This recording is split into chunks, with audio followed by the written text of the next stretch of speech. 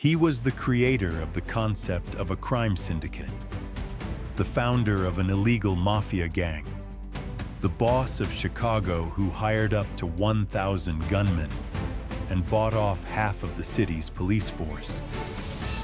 He became a Robin Hood figure with his free soup kitchens for the poor. But behind those bowls of soup was the blood of many people. The lines above describe one man, Alphonse Gabriel Capone, more widely known as Al Capone. He was one of America's most notorious gangsters in the early 20th century. Alongside figures like Lucky Luciano and Arnold Rothstein, Capone threw the beautiful nation of America into turmoil in just 13 years. Welcome to ADB Crime Case. Today, we will explore the life of Al Capone.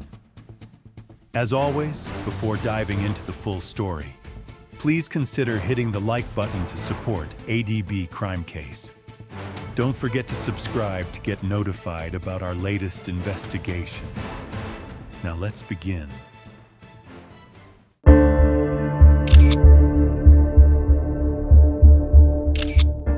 Alphonse Gabriel Capone was born on January 17, 1899, into an Italian immigrant family in the borough of Brooklyn. His father, Gabriele Capone, was one of 43,000 Italians who immigrated to the United States in 1894. The Capone family's apartment at 95 Navy Street was quite shabby, lacking hot water, a private toilet, or any furniture. Mr. Gabriele found work in a grocery store until he was able to open his own barbershop. However, shortly after Alphonse was born, the family moved to a better apartment, also in Brooklyn. This change provided Al with the opportunity to be exposed to cultures beyond the Italian immigrant community. The people living around his new home were mainly of Irish, German, Swedish, and Chinese descent. In 1904, at the age of 5, Al Capone began attending a school on Adam Street. However, the future for children of Italian descent was not bright, as the educational system showed severe discrimination against immigrants. Italian-American children were not encouraged to pursue higher education, and their own parents often wanted them to quit school early to find work and earn money. At school, Al Capone was a good student, but his hot-tempered and unruly nature, stemming from the discrimination he faced, led to his downfall and set his life on a different course. On one occasion, after being struck by a teacher, a furious Al Capone hit her back. Consequently, he was expelled and never returned to school. Following this incident, his family moved again to keep the peace. This move would have a profound impact on Al Capone because, in this new neighborhood, he would meet the people who would shape his future: his wife May and the gangster Johnny Torrio. A few blocks from Capone's home was a small, discreet building. It was the headquarters of one of the most powerful gangster organizations on the East Coast. Johnny Torrio was the new leader of this criminal gang, a pioneer in building modern crime syndicates. With his skillful management and organizational abilities, Torrio transformed his gang into a business enterprise. This allowed his syndicates to expand their operations whenever opportunities arose. Under Torrio's wing, Capone learned the foundational skills that he would later use to build his own criminal organizations in Chicago.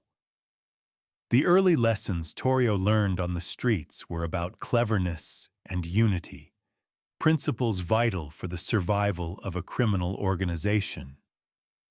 Torrio was a dapper and elegant gangster. People vaguely understood that he was a significant figure in the underworld, but they didn't know the extent of his involvement as a racketeer for brothels. He became a role model for many young boys in the neighborhood. Like many of his peers, Al Capone earned money by running errands for Johnny Torrio. Over time, Torrio grew to trust Capone and gave him more responsibilities. Al Capone also learned a great deal by observing the gangsters in Torrio's organization. Although he had been involved in street gangs and had a good relationship with Johnny Torrio, no one imagined that Al Capone would one day become a notorious crime boss. After dropping out of school, Al Capone continued to live with his parents and did odd jobs, such as making deliveries and collecting money for Torrio. The Capone family lived harmoniously under the guidance of their father, Gabriel. In 1909, Johnny Torrio moved to Chicago, and Al Capone began working under another boss. This period saw the emergence of a new figure, Frankie Yale, a member of a Calabrian gang, who would be a decisive factor in changing the course of Al Capone's life. In contrast to Johnny Torrio, Frankie Yale built his territory on brute force and aggression. Yale opened a saloon on Coney Island called the Harvard Inn. On Johnny Torrio's advice, he hired Al Capone as a bartender, and from this point on, Al Capone's life entered a new chapter. Working at Yale's Harvard Inn, Al Capone handled security and served customers. In his first year, he was well liked by his boss and the patrons. Then one day, while waiting on a young couple, Al Capone was captivated by the beautiful woman. He boldly leaned in and whispered a flirtatious comment to her. The woman's companion, Frank Galluccio, immediately jumped up and punched the man who dared to flirt with his date. Al Capone fought back fiercely, but Galluccio pulled out a knife and slashed his face 3 times. After the incident, despite his fury, Al Capone was forced to apologize to Galluccio. This event taught Al Capone to be less hot-headed and to think things through, serving as an early turning point that created the cunning and scheming Al Capone of later years. At the age of 19, Al Capone met and married a beautiful Irish girl named May Coughlin. Although her family did not approve, their first child was born, and the wedding proceeded despite the objections from the bride's family. Encouraged by his lovely wife, Al Capone decided to go straight. He moved to Baltimore and took a job as an accountant for a construction company. It seemed that Al Capone's life was finally on a peaceful track, but ironically, while away from Frankie Yale, he reconnected with his old boss, Torrio. This event marked the end of Al Capone's honest life. At this time, with the cunning and brutality of a man with great foresight, Johnny Torrio had expanded the territory and scale of his gang. He left the contested streets of Brooklyn for Chicago, where there were numerous business opportunities in gambling, prostitution, bootlegging, and more. With Johnny Torrio's approval around 1920, Al Capone officially returned to the mafia by joining Torrio's criminal organization. Chicago was an ideal location to establish a criminal empire. The political corruption in this sprawling city provided fertile ground for crime to flourish. When Al Capone arrived, the prostitution industry was a highly profitable field for organized crime groups. The leading figure in this business was Big Jim Colosimo. His network of brothels brought him a profit of $50,000 a month, equivalent to about $7.6 million today. This was a colossal sum. Even Capone's boss, Johnny Torrio, had to respect Big Jim. With his number 1 position, Big Jim constantly squeezed and double-crossed Torrio. At a disadvantage, Johnny Torrio had to lay low and wait for an opportunity for Big Jim to fall, and that opportunity eventually came. As the old saying goes, a hero can't resist a beautiful woman, and this was true in Big Jim's case. He was captivated by the beauty of Dale Winter, a singer, and this marked the beginning of the downfall of the notorious mafia boss's career. He quickly divorced his wife to marry the young woman. When Prohibition was enacted, Torrio saw a massive business opportunity in bootlegging, but Big Jim refused to get involved, wanting to focus on prostitution. Disappointed by Colosimo's short-sightedness, Johnny Torrio decided to eliminate his boss. On May 11, 1920, on Torrio's orders, Frankie Yale organized the assassination of Big Jim in his own nightclub. With Big Jim's death, Johnny Torrio took over the entire organization, continuing to run the multi-million-dollar enterprise he had painstakingly built. Johnny Torrio brought Al Capone into this massive crime syndicate, specializing in the prostitution racket. Money and opportunities for advancement were very appealing, but Al Capone was not interested in this line of work. He wanted to try his hand at business. With his keen business acumen, Al Capone soon became Torrio's partner rather than just his subordinate. Capone was given management of the Four Deuces, Torrio's headquarters in the Levee district, which served as a speakeasy, a casino, and a brothel. Before long, Al Capone brought his two older brothers to work in the crime syndicate as well. Al Capone's business ran smoothly until William Dever, who implemented serious reform policies, became the mayor of Chicago. This led Torrio and Capone to move many of their operations to the suburb of Cicero, where they could easily bribe the entire local government and police force. After opening another brothel in Cicero, Capone had his brother Frank act as his representative in dealings with the Cicero town government, while his other brother Ralph was tasked with opening another brothel in Stickney to serve the working class. Al Capone focused on gambling activities. There he developed a new form of gambling called the ship. He also took control of the Hawthorne racecourse.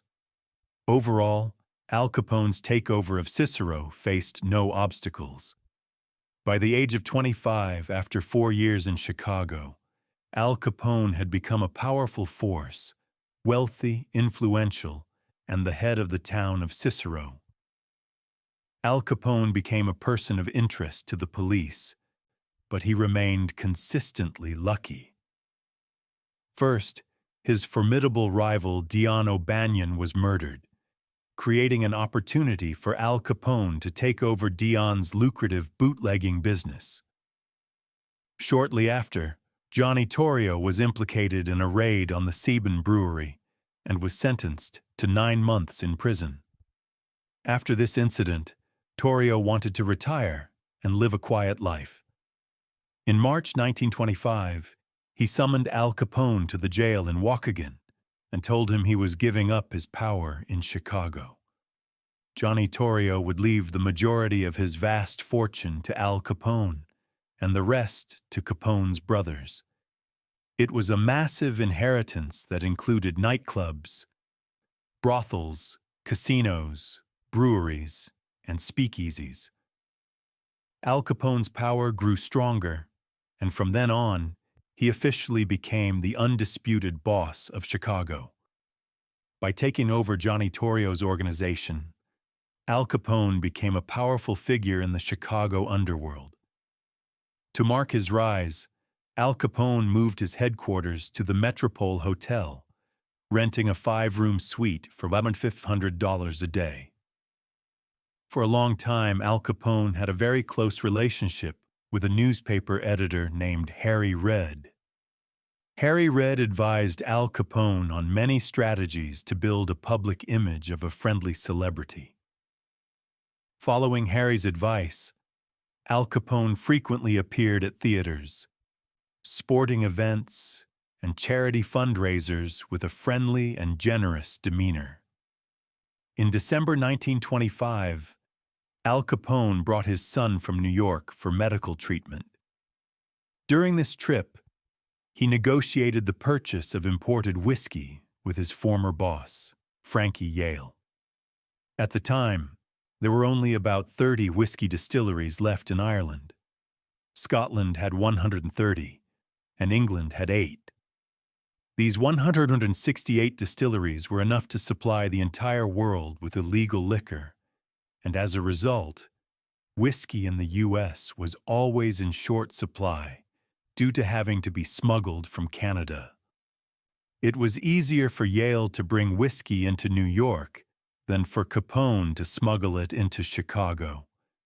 Therefore, Frankie Yale had a fairly abundant supply. Recognizing the scarcity of liquor, Al Capone proposed a partnership with Yale to find a way to transport whiskey from New York to Chicago.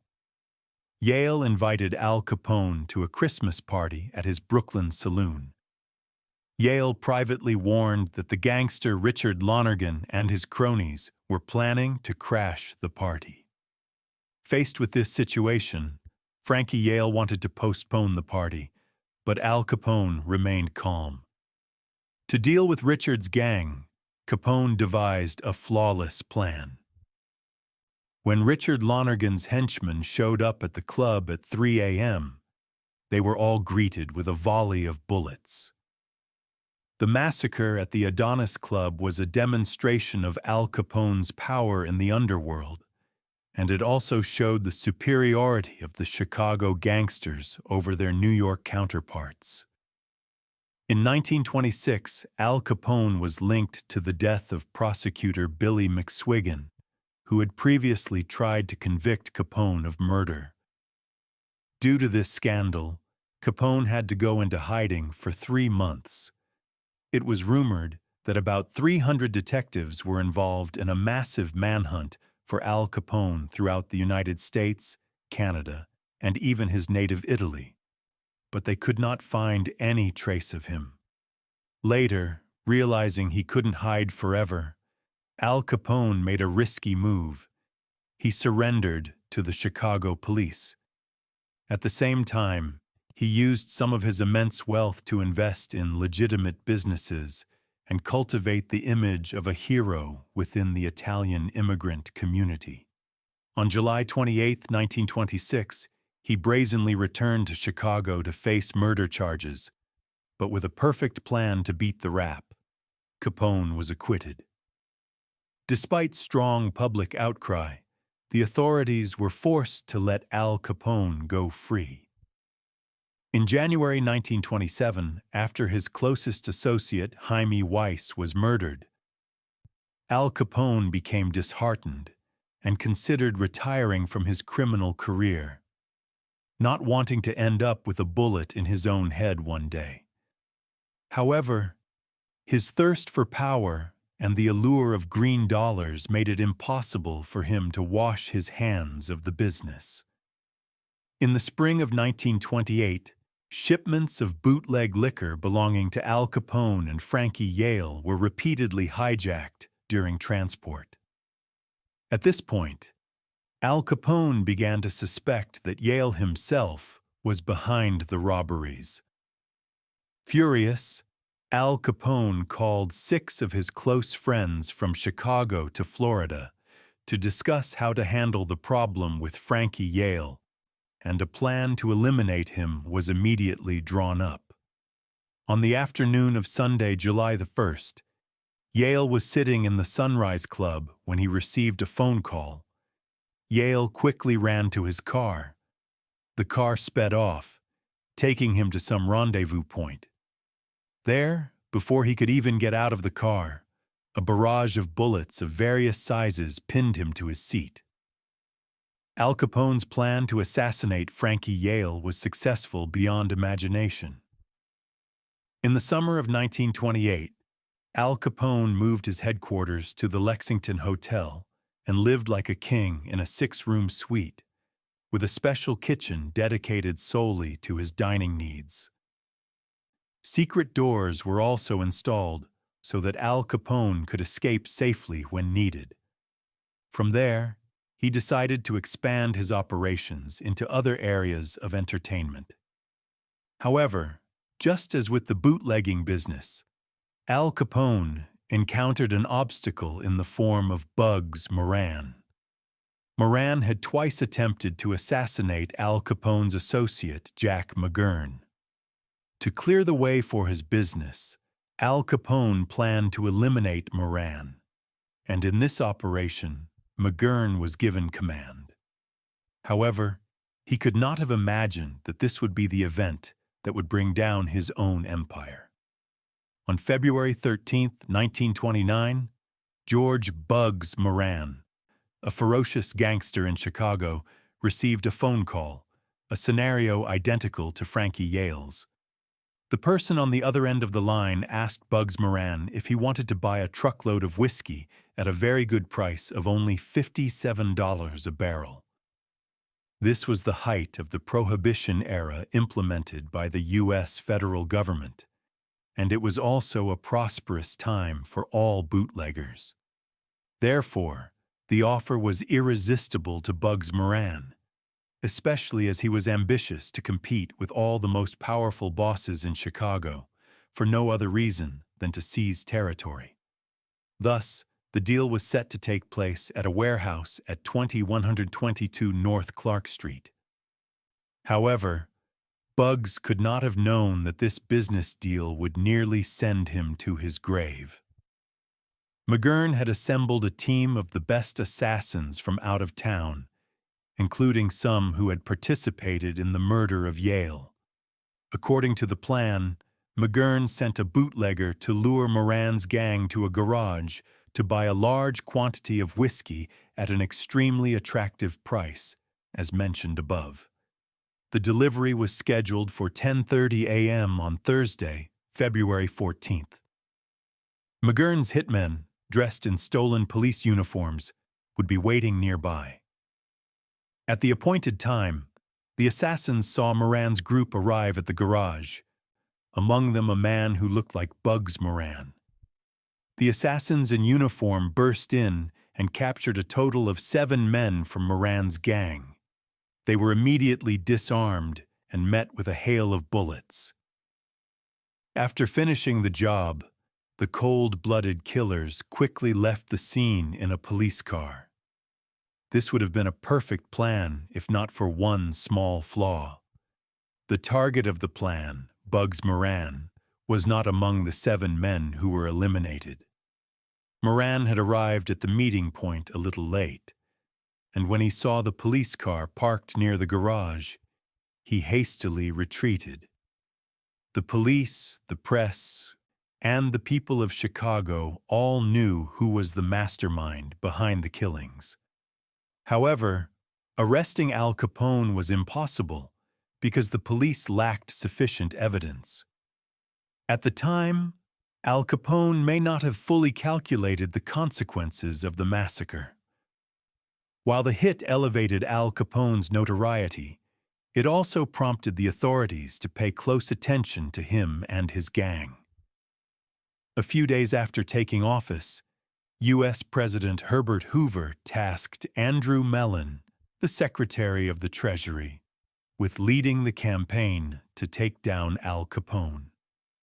Upon receiving the assignment to find evidence to convict Al Capone, Andrew Mellon devised a 2-part plan. First, to gather the necessary evidence to prove income tax evasion, and second, to gather evidence to prosecute Capone for violating the provisions of the law prohibiting the production and sale of illegal liquor.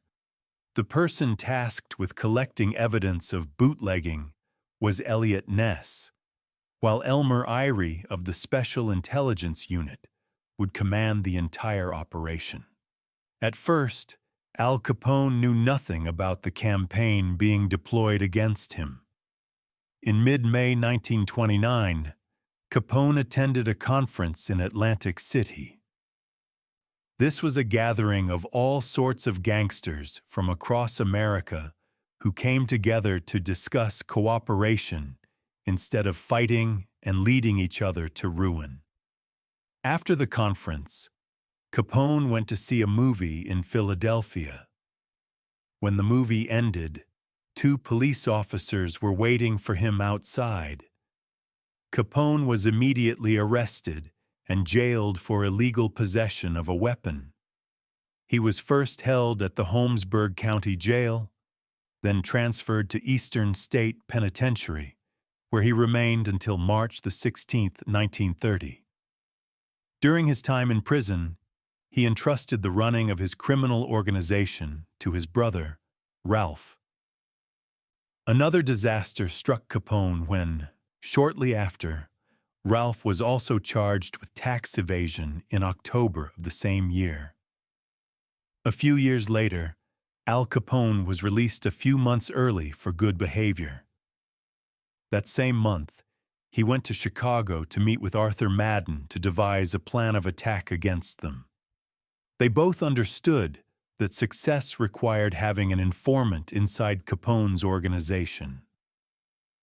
Ira came up with a bold idea: to have 2 agents pose as gangsters to infiltrate Capone's organization. The 2 chosen were Michael Malone, under the alias D'Angelo, and Mike Graney. They played the part of common thugs from Brooklyn, while another agent named Wilson acted as their contact. D'Angelo rented a room at the Lexington Hotel, dressed in expensive clothes. He loitered in the hotel bar area, quietly reading a newspaper. Eventually, Al Capone's men approached him and asked him a few questions about his background. D'Angelo was finally accepted and given a job dealing cards in one of Capone's casinos. A few months later, Graney was also inducted into Al Capone's criminal organization. He was assigned the task of delivering beer.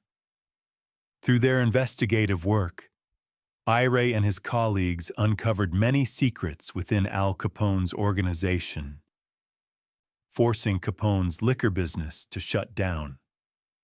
He and his associates also documented thousands of violations of the Prohibition laws by Capone.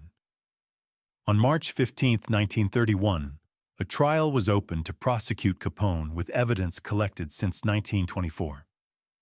A few days earlier, on March 13th, a grand jury had met in secret based on information that in 1924, Al Capone had evaded $32,480 in taxes.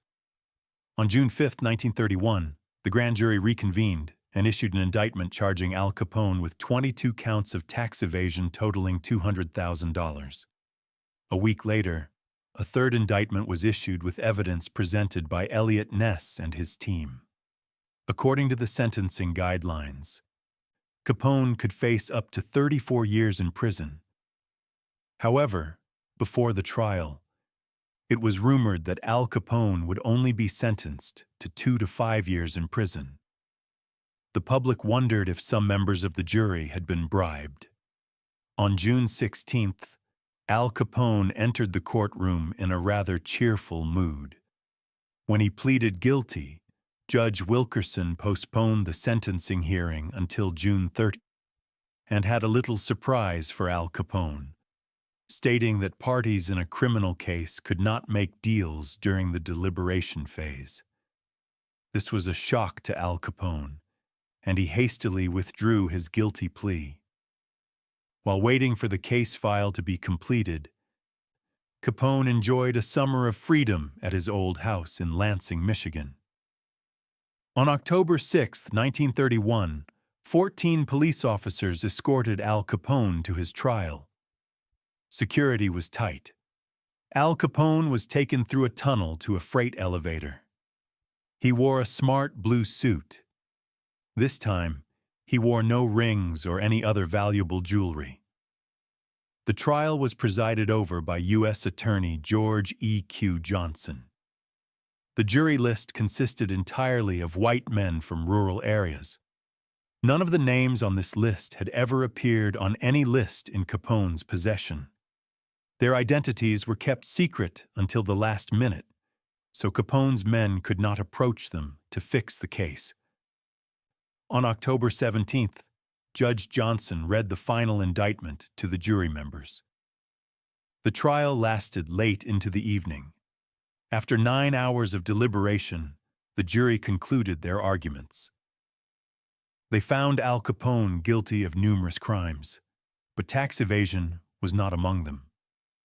On Saturday of that week, Judge Wilkerson sentenced Al Capone to 11 years in prison, a $50,000 fine, and court costs of $30,000. Bail was not allowed, and Al Capone was officially imprisoned. Initially, Al Capone was incarcerated at the U.S. Penitentiary in Atlanta, where he quickly became the most famous inmate thanks to his money. There, he lived like a king. He continued to maintain this lavish lifestyle thanks to a hollow tennis racket handle where he secretly stashed cash. In August 1934, Al Capone was transferred to Alcatraz prison. His pleasant days in prison were now over. Al Capone was completely isolated. He had no idea what was happening on the outside. No letters or news could be secretly smuggled in. However, due to his positive behavior, Al Capone's sentence was reduced to 6 years and 5 months. In November 1939, Al Capone was released, and by this time, after his years of wild living, only his wife May Coughlin remained by his side. She took him to a hospital in Baltimore, where he received treatment until March 1940. In the following years, Al Capone's health gradually declined. He lived quietly in his luxurious mansion on Palm Island. May stayed by Al Capone's side until he drew his last breath on January 25, 1947, at the age of 48. And so the tumultuous life of a devil came to an end.